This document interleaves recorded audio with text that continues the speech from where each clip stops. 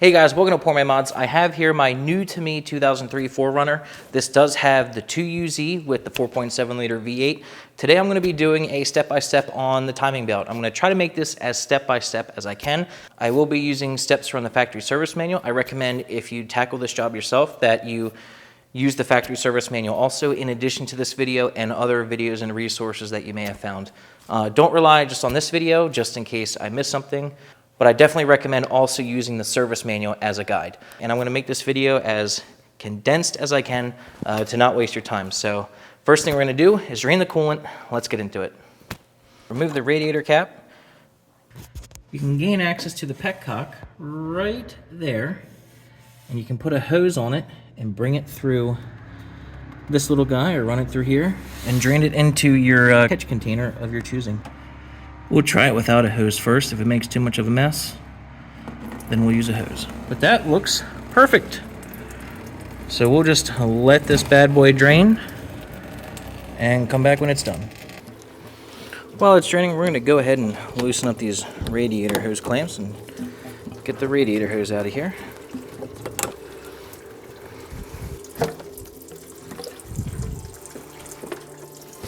We're also going to get this engine cover and intake out of the way.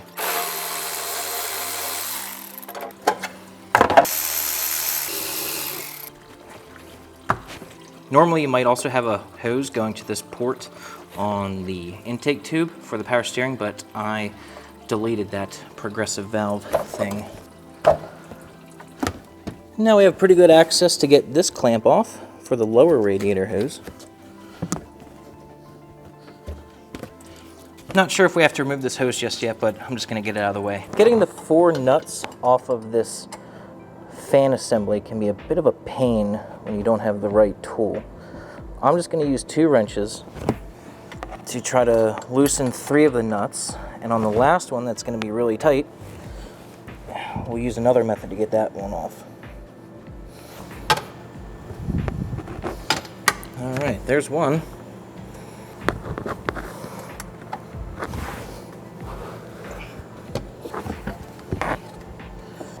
And I actually might not be putting this fan back on. I might be converting to an electric fan. All right, got the 3 off, on to the 4th one. Maybe we can hold this still with a pry bar. That method worked. I'm sure it's not approved by Toyota, but see how that pry bar is wedged up against that stud down there and the frame rail? That held it while I was able to break loose that nut. Sweet. Next, we're going to remove the serpentine belt. I have this long serpentine belt wrench. And out comes the belt. We will be replacing this. Next, we will be removing the air conditioning compressor. Not disconnecting the lines, but just undoing the bolts that secure it to the engine. There are 3 bolts. And this is definitely the easier one to see.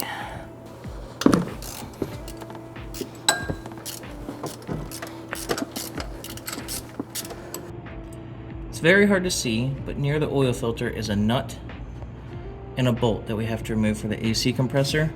It's going to make life a little easier to just remove this oil filter, so we're going to get that out of the way to get to the nut and bolt.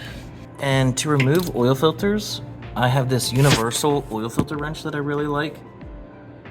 I will link to this in the description down below. If this interests you, you can use it on a ton of different vehicles. It makes it really easy to remove.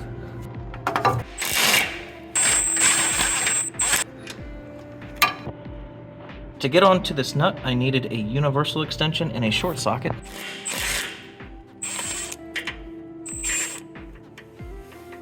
Beautiful. The final bolt for the AC compressor is down there in the back, right under the exhaust manifold.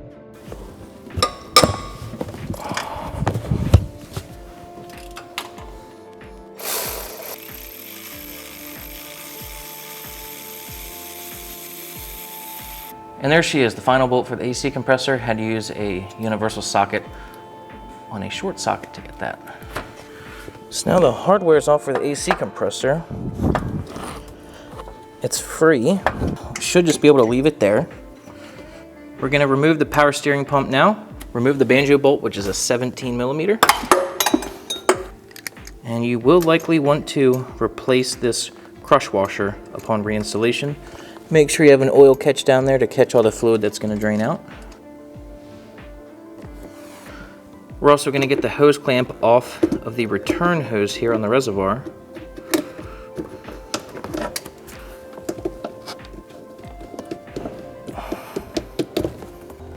There's a total of 3 bolts in the front of this pump that you have to get off. We're going to remove the nut here that's on the right side of the pump. You got to go through the pulley to get to it. Into the catch pan.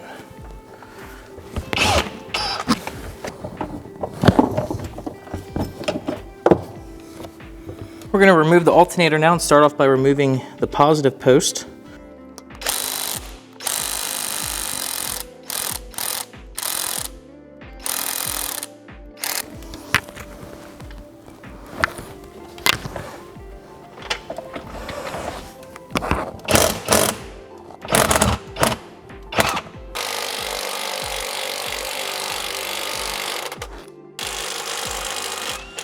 The final bolt for the alternator is kind of like 5 o'clock on the alternator, kind of hard to get to.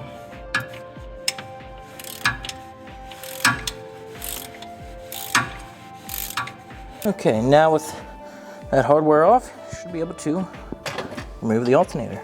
There's also this electrical connector you have to unplug from the back of the alternator. And now she's out. It may not be totally necessary for this job, but at least for filming purposes, I'm going to be removing this fan shroud just to give me a little bit more room.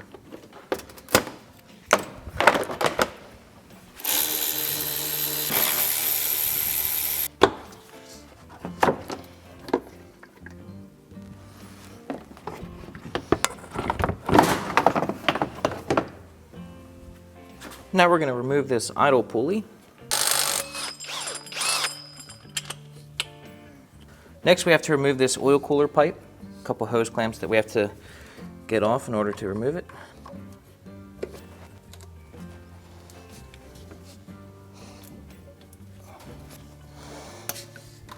Kind of hard to see, but right here is a nut securing a bracket for this pipe that we're removing. Oh, nice!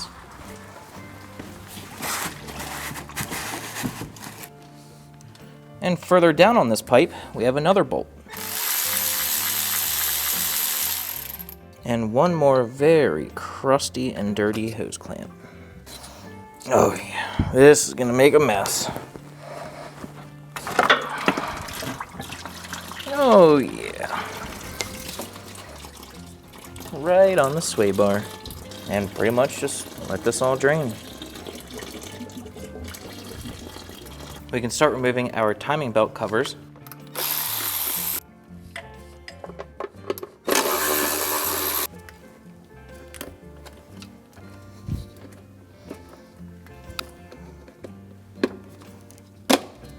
There's a hidden harness clip down here.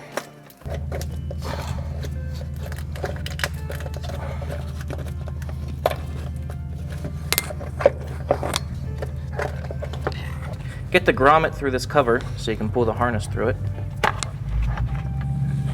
And now it can be removed.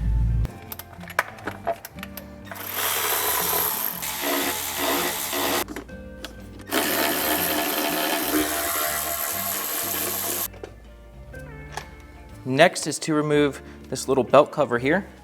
A couple of 12 millimeter bolts.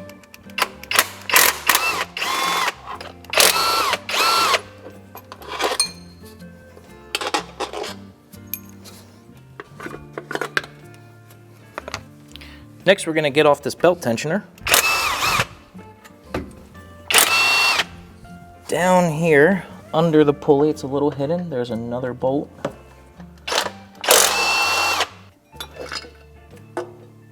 Next is the fan pulley assembly. One's a 12, and one's a 14.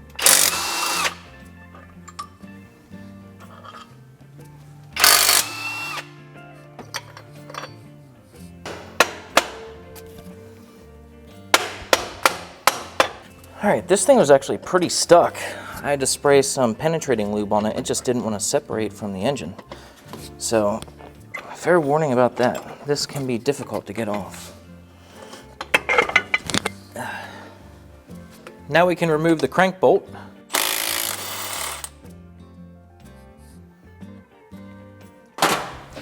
Now we have to remove the harmonic balancer. I have a harmonic balancer removal tool on here. I honestly don't have much confidence in it. These bolts, the way they went in did not feel great. You're supposed to use the factory special service tool, but we're gonna give this a try and see if we can get this thing off.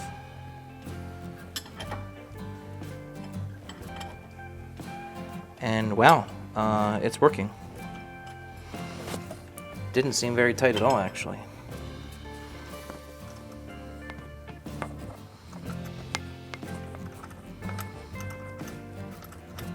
Wow, that's awesome. Yes, this was what I had in there for the removal tool to push on. Look at that. With the harmonic balancer out of the way, we can remove this timing belt cover down here.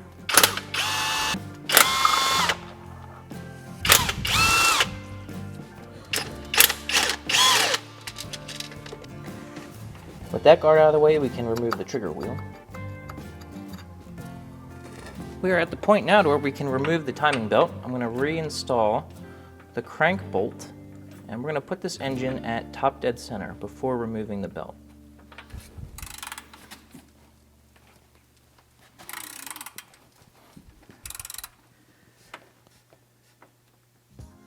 You'll know it's at top dead center when the alignment mark on the cam lines up with the timing mark on the cylinder head.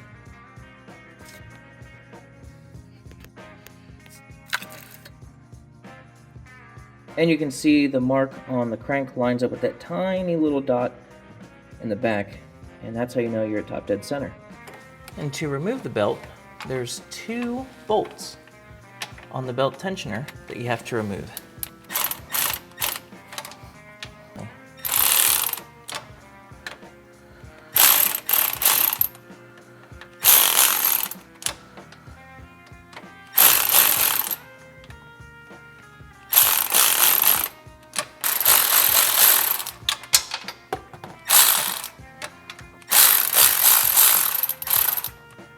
And there we go. Now that we got that tensioner out of there, should be able to remove the belt. We're also going to be replacing, of course, the idler and tensioner pulley.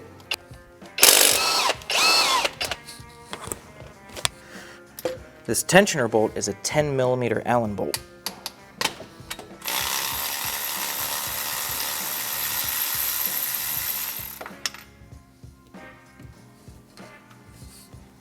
And of course, we'll also be doing the thermostat and water pump while we're in here.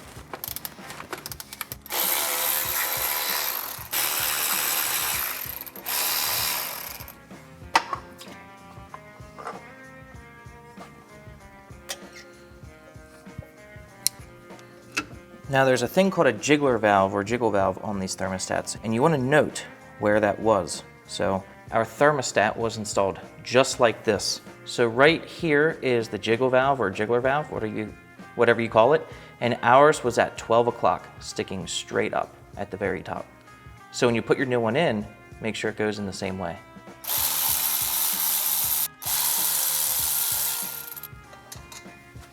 So we still got to get the old water pump off. Here's our new one, but you can see just how many fasteners there are securing it. It's going to be pretty hard to see them on camera, but as you can see with all these holes, that's all the fasteners that we have to remove. So let's get that old one off.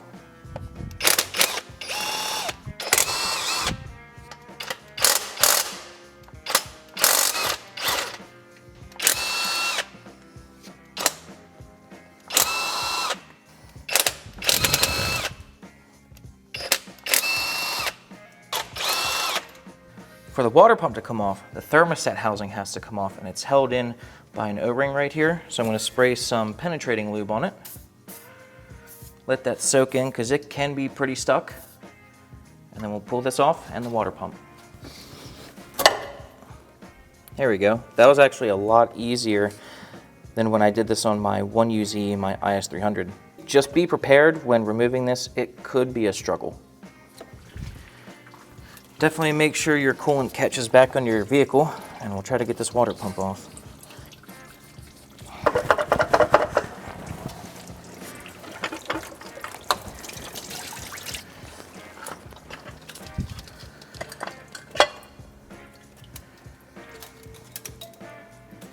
We're going to replace the O-ring on this water bypass pipe, so we're going to use a pick to get the old one off.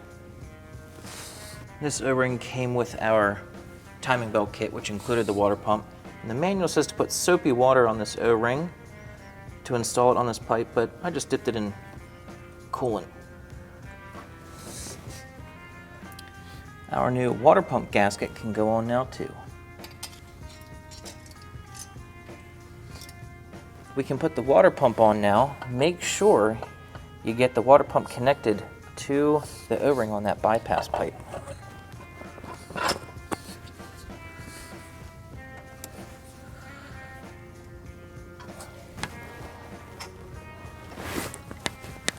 All right, there we go. I could feel it seat on that O-ring. Now we can install all the hardware for the pump and torque it to spec.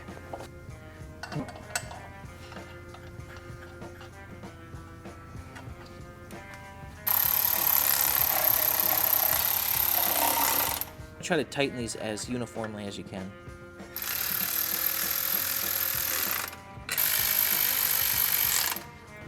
We're going to torque everything that we just installed here. We're going to torque to spec. All the bolts get torqued to 16 foot-pounds except for these two studs. These get torqued to 13 foot-pounds.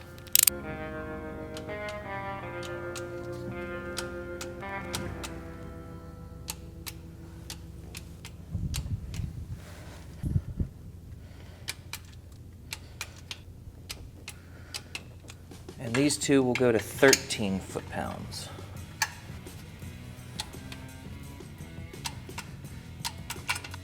Before we can install the thermostat, we have to clean up this old gasket maker here and replace this O-ring that came with the kit. All right, new O-ring is installed, and I put some RTV on here instead of the paper gasket that came with the kit. It's up to you how you want to do it. You could use black silicone or the paper gasket. I trust the silicone a little bit more. I got some antifreeze on the O-ring to lubricate it so it slides into there. Let's get it installed.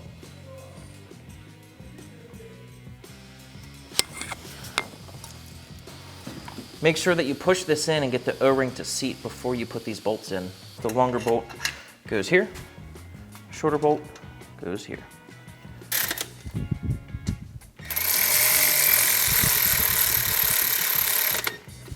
And these two bolts get torqued to 13 foot-pounds.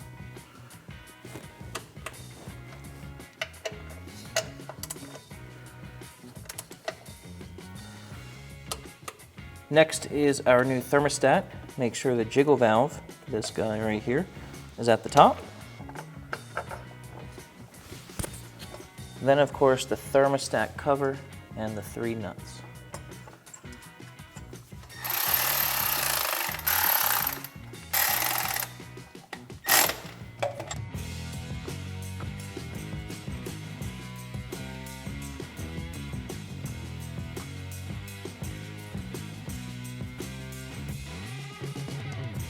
Okay, so my engine is still at top dead center. That cam's aligned. This cam is aligned, and it's aligned, and it's still aligned down here at the crank.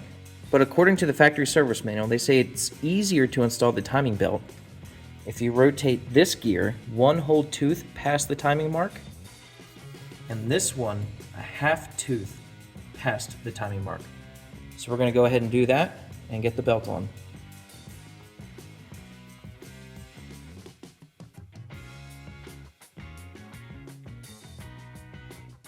And according to the factory service manual, that's what it's supposed to look like.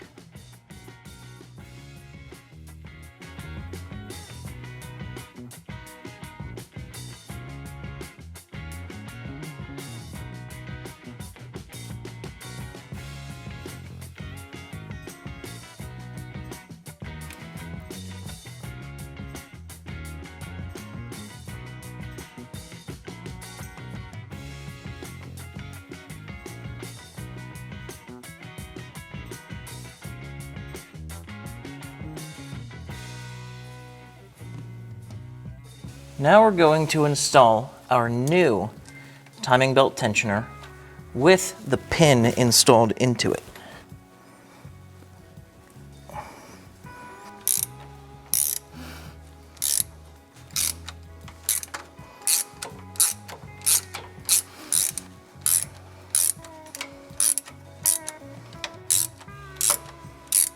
Once you torque those bolts to 19 foot-pounds, you can pull the grenade pin. If you can.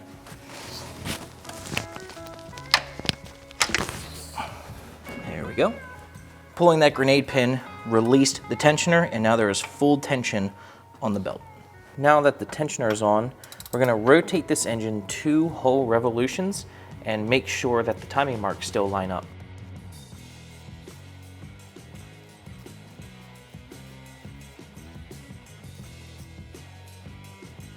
Okay, great, that went absolutely perfect. We did 2 full revolutions with the engine. Both of our cam timing marks line up, as well as our timing mark on the crankshaft down here. It's just like it was when we took the belt off, so absolutely perfect. We can now start reassembling everything. The hard part's over, now just reassemble. And now we're going to remove this crank bolt. Next, we're going to install this reluctor wheel back onto the crank. You can see it has a dished shape to it.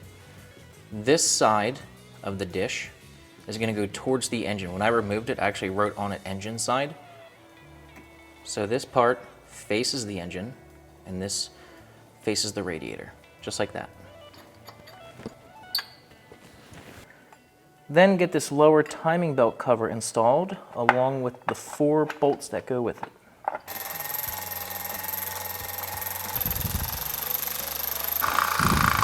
We're about to install the harmonic balancer here, and I made this tool to try to properly torque the harmonic balancer. The 2 bolt holes that we used right here to put our puller on to remove this, I made this tool here. This is a piece of aluminum, pretty thick. You can use the special service tool, you can make your own tool like this, you could, do whatever, as long as it gets the job done. But the idea behind this is to put this over the harmonic balancer, and we'll get our socket for the crank bolt in here, and these 2 bolts will run through here, attaching this to the harmonic balancer, and then this will wedge itself either against the floor or the frame, and it should hold the pulley and engine in place while we apply the proper torque.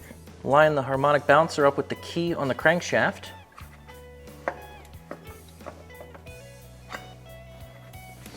Run the bolt in. And now we can attempt to torque it. A homemade harmonic balancer holder tool installed. We can torque the crank bolt to 181 foot-pounds.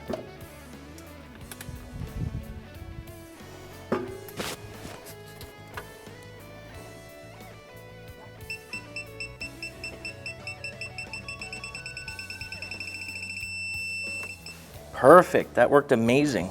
Pretty much the hard part is over, and now it's just reassembling. So I don't think I need to show you the rest. Just pretty much reassemble this the same way that you took it apart. The hard part is now over. Good job. All right, there you go. I know I cut the video a little bit short there on the reassembly, but I figured if you can get yourself that far in this job, you should have no problem reassembly. It's just the reverse of what you did at the beginning of this video, so I didn't feel like it was necessary for me to show you that. But overall, this job is pretty involved, and you either will need to buy the kind of expensive special tool to hold the crank for you, or make your own like I did. I know not everybody will be able to make their own tools, so I will have a link in the description down below to the Toyota tool if you think you'll need that for this job. But definitely take your time with this. You do not want to rush this job. And if you do have a higher mileage vehicle, you might want to consider doing your cam seals while you're in there. The timing belt kit that I got came with new cam seals, but mine seemed totally fine, and I decided not to do the cam seals at this time. But a friend of mine who has a Sequoia, same engine, but with 300,000 miles, his cam seals were leaking at 300,000, and he had to do them. So that is something to consider if you're unsure about the condition of yours. They're not too expensive. I would recommend buying the cam seals and then making that call when you're in there if you're gonna do them or not. Because you are in there, and if you have to do them in the near future, you're gonna have to do the timing belt again. So Definitely a tough choice, but I recommend at least buying them when getting the parts for this job and then deciding when you're in there if you're gonna do them or not. And I said in the beginning of the video that I might not be reusing the mechanical fan on this engine, and I did not reinstall it. I did another video on this 4Runner where I installed an electric fan, and I actually saw an increase of over 2 miles per gallon by installing this electric fan. So it gets rid of the horrible, annoying, blowing, whining noise that the fan makes, freed up some power, freed up some fuel economy, and just overall, it's a well worth it upgrade. It will only work for the 4Runner though. It will not work in the Sequoia or the Tundra. There are some clearance issues there. But if you are interested in that information, I'll have a video to that video down there and up here if I can also. So I hope this video does help you guys out with your timing belt job for the 2UZ. If you take your time, it's not that bad. The hardest part for me was actually getting the mechanical fan off. Those nuts can be pretty tricky. But once you get the fan off, just take your time, and it's really not that bad. Prepare to make a mess though. No matter what I tried to catch the coolant the best that I could, but I made a freaking mess. So just be prepared for that. Have a lot of rags ready, maybe some stay dry, cat litter, stuff like that. Be prepared for a mess, but don't get frustrated when it happens, because it probably will. So take your time, don't rush this. Use this video in conjunction with the factory service manual. Don't just rely on this video or videos that other people have done. You want to follow the manual just in case I or other people forget something, and there's also a little bit more details in the manual too. So I'll have a link to the manual down below. Download it, and definitely check out the pages that I referenced earlier in the video. That will really help you out. So good luck on this job. I'm sure you can do it, and if you like this video, please subscribe, hit like, that'll really help me out, and I'll see you guys in the next video. Thanks.